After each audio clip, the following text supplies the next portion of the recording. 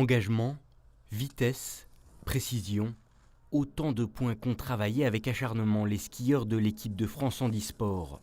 Forts de leur statut de nation à battre et de leurs bons résultats en ce début de saison, ils arrivent en vue des Jeux avec un mental d'acier. La grande transformation, en fait, moi ça faisait 2 ans que ça marchait pas trop, que je galérais un peu et là enfin ma tête se remet dans le bon sens, on va dire.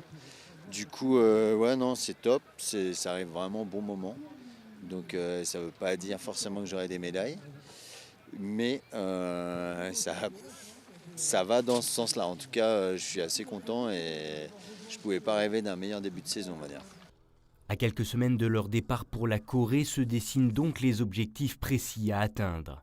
Pour Johan Taberlet, le vieux briscard du circuit, la question ne se pose même pas.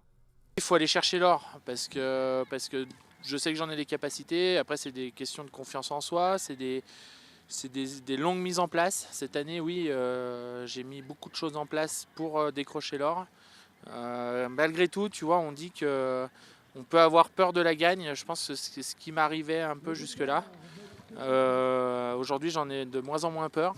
Il me reste encore un peu de travail, mais j'en ai de moins en moins peur. Et du coup, voilà, l'objectif, c'est d'aller en chercher. Je sais que je peux le faire, donc c'est pas, voilà, c'est des objectifs élevés, mais pas du tout irréalisables et pas du tout farfelus.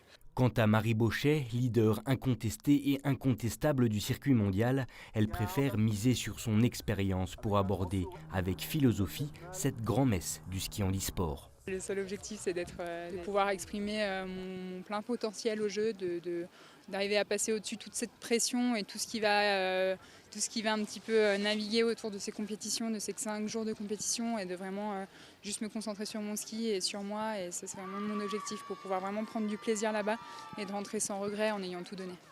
Avant Pyeongchang, il reste encore au tricolore 2 stages de préparation à Serre-Chevalier et à Morzine.